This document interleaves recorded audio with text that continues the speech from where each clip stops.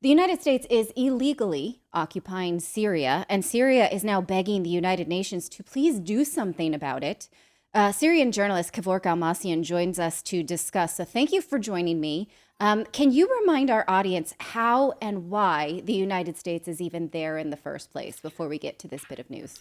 Thank you very much for having me. It's a great pleasure to be on your show always, like always. Actually, the United States interference in Syria goes back to the 80s and the 70s. They tried to do the coup d'etats in Syria multiple times during the 80s by supporting the Muslim Brotherhood, but most famously because during the era of social media that everybody's speaking about the Syrian case, it started in 2011. They tried to overthrow the government through proxies, and most of them were radical Islamists. So if you believe that the attacks on 9/11 were carried out by Al Qaeda, if you believe so, the United States was directly supporting these jihadists on the ground in Syria in order to occupy certain areas, and these areas were rich of fuel, oil, and gas fields. And the proof and evidence for that is in 2012, the Defense Intelligence Agency of the United States, they prepared an investigation and a report, and they sent it to Barack Obama when he was a president, and they warned him that the active forces on the ground in Syria who are fighting against President Assad and the Syrian army are the Al Qaeda affiliates. And they specifically mention eastern part of Syria. Which means in Deir ez-Zor and on the borders with Iraq. And they say the Are Iraqi. you talking about Al Nusra Yeah, here? yes, That faction? yes, Yeah. and Go the ahead. report specifies and says that the Iraqi branch of Al Qaeda, they are active on the borders and they are infiltrating the borders, and they are also supporting the Syrian branch of Al Qaeda there. So whether when the American side wants to send weapons and ammunition, they're going to end up in the hands of these terrorists. And these terrorists, they occupied the oil and gas fields for a very long time, since 2012 and 2013. And when the Syrian army launched a major military offensive against them, this was in 2018 with the support of Russia and Iran. And they pushed back the ISIS terrorists because Al Qaeda later they had a split between Al Qaeda and ISIS. The leaders were fighting, so there was a split, and ISIS occupied these areas in 2015. The Syrian army managed to push back ISIS from the deserts. And when the Americans saw that the Syrian and the Russian and the Iranian side they were gonna crush ISIS, they have created a new force on the ground called Syrian Democratic Forces. The Syrian Democratic Forces are mostly YPG and the PKK forces, and they're around 60,000 fighters. And these fighters they managed to occupy the oil and gas fields on the eastern shore of the Euphrates. If you allow me, I will show the map of control over Syria, and I will, just for the audience to know how the Syrian geography looks like today. This is the entire Syrian geography. The red one is controlled by the Syrian army, and the yellow one is controlled by the American forces, and also this green side is occupied by the American forces. If we zoom in just a little bit, we will see that all these areas are full of gas and oil fields. And those are the areas that the American forces are stationed, and they are looting the oil of Syria. Actually, they're extracting it, and then they are sending it to Iraq. And from Iraq, it is going to other countries. And the United States is basically also financing its stay in Syria through the revenues of the oil fields. But most also famously, this area, the green area, is also occupied by the United States because the US forces they want to block any trade route and trade activity between Syria and its neighboring countries. This is the most important border crossing of Syria to do trade with Jordan and Iraq. And as you can see, the United States is blocking Syria not to do business in its neighboring countries through this border crossing, and also looting and occupying the oil fields on the eastern shore of the Euphrates, where it is clear on this yellow side. Right. In fact, Stephen Gowans, in his great book, Washington's Long War on Syria, says that Syria comparatively doesn't have as much oil as its neighbors. So that's like a perk for the United States. What they really are interested in is blocking Arab nationalism. And in fact, they've been doing this since Bashar al Assad's father, Hafez al Assad, was in power. So that is not new. Would you agree with that? Actually, that's one of the reasons why the United States has been targeting Syria. It's the pan-Arabism of Syria, which is a model of uniting the Arabic countries, not on ethnic lines, but rather on the interest lines. And what is the interest of the Arabic countries is to have a sovereign countries, is to have economic integration, and also to liberate their natural resources to keep it for themselves. And this was the project also by Jamal Abdel Nasser, Hafiz al-Assad, and later also Libyan leader Gaddafi, President Bashar al-Assad, and you can see all these leaders were targeted. And Saddam Hussein Yeah, yeah. also So was the interested the in that. problem Yes. the problem with Saddam Hussein was that he came to power in the late 70s and early 80s with the support of the CIA, so that he fights Yes. against I would say Iran.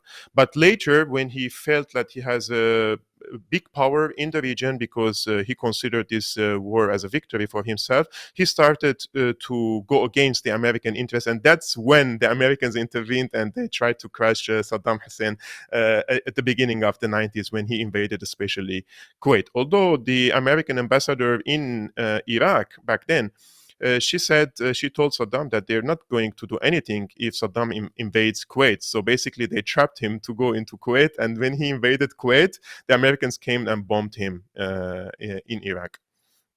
I want to just Yes. mention one thing, if you It's allow not a me. good story of friendship. Yeah, Yes, I go would just ahead. mention one more thing. Dana Stroll, she is the Deputy Assistant Secretary of Defense for the Middle East now under the Biden administration. 2 years ago, she has a famous statements in a panel about the Syrian war. She says, the United States owns, in her own words, the United States owns 1/3 of Syria, and the United States owns Syria's carbohydrates, and the United States owns Syria's food basket.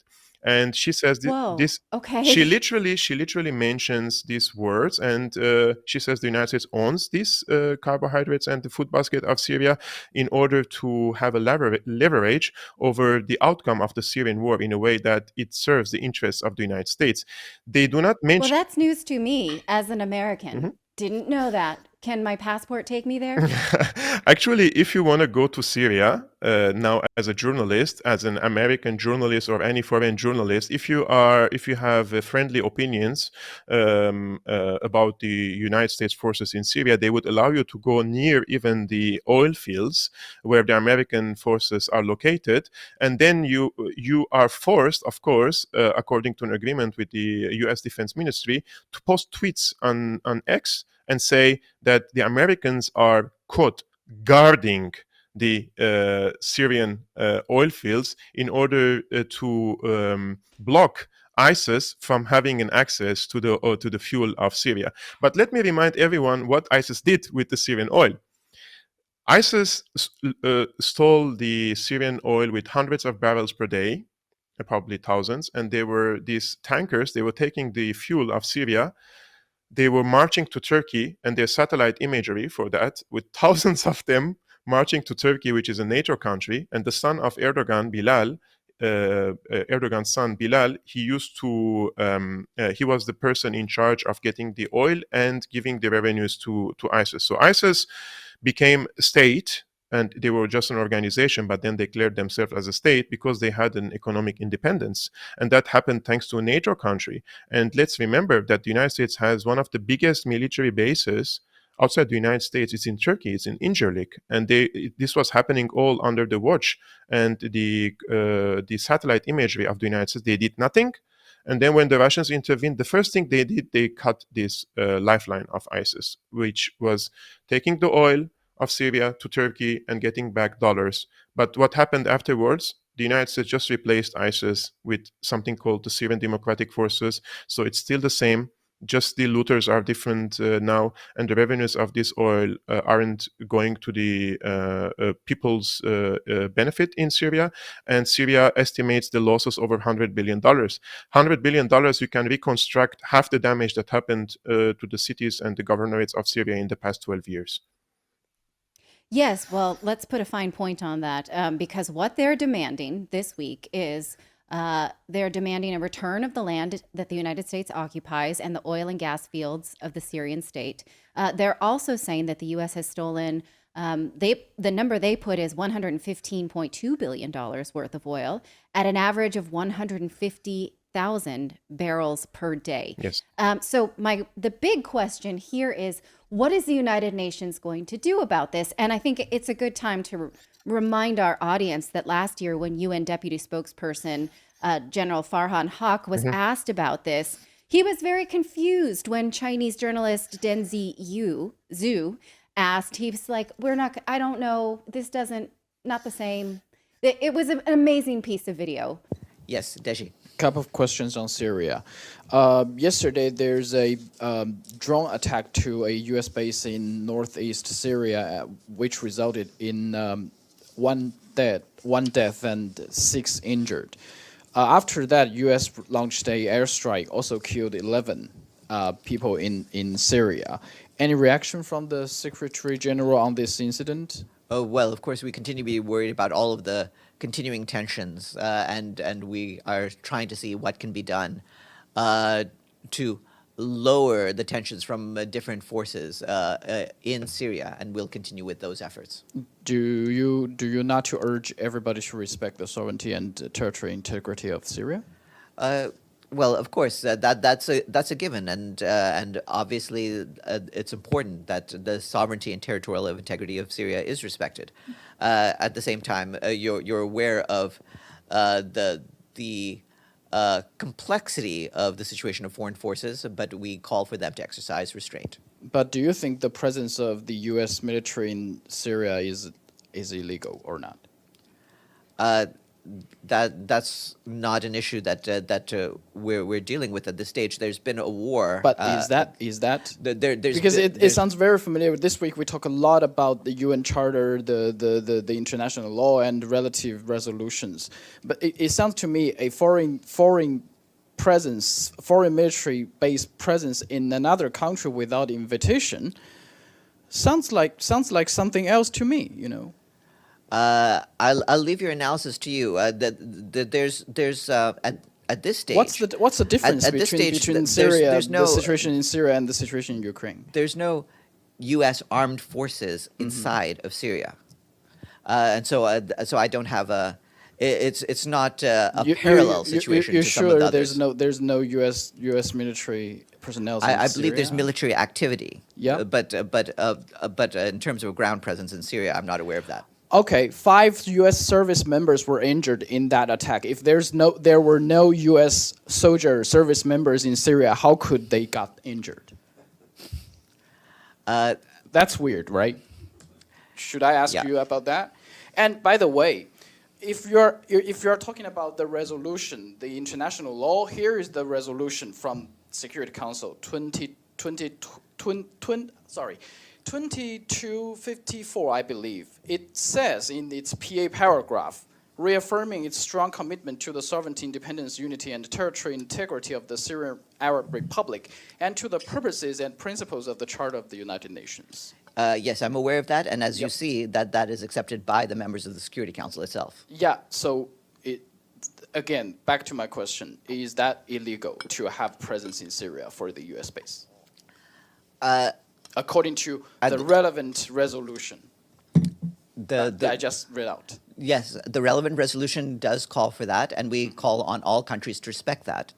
I wouldn't go beyond that at this stage. So, are they going to play that game again, do you think? Breaking news, breaking news. The United Nations is not going to do anything in this regard. And they're not going to act decisively against the United States because the United States has a strong influence over the international body. And we can see how biased the United Nations has become, and even institutions that are affiliated with the United Nations, such as the OPCW recently. And the example that you mentioned is a crystal clear example that the journalist Chu, which I personally interviewed him, he resides in New York City.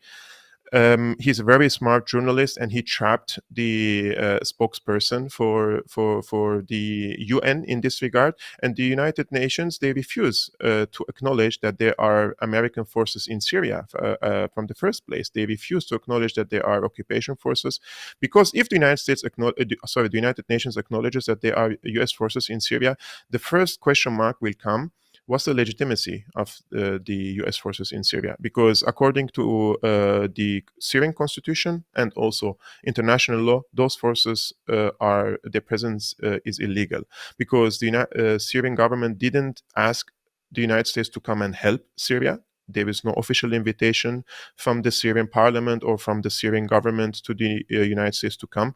And secondly, there is no mandate from the UN Security Council for the Americans to come to Syria to guard our oil fields and to protect us from any danger. Because in my estimates as a Syrian journalist, if the US forces leave Syria now, the fractions of the ISIS that are left in Syria, they will be completely destroyed.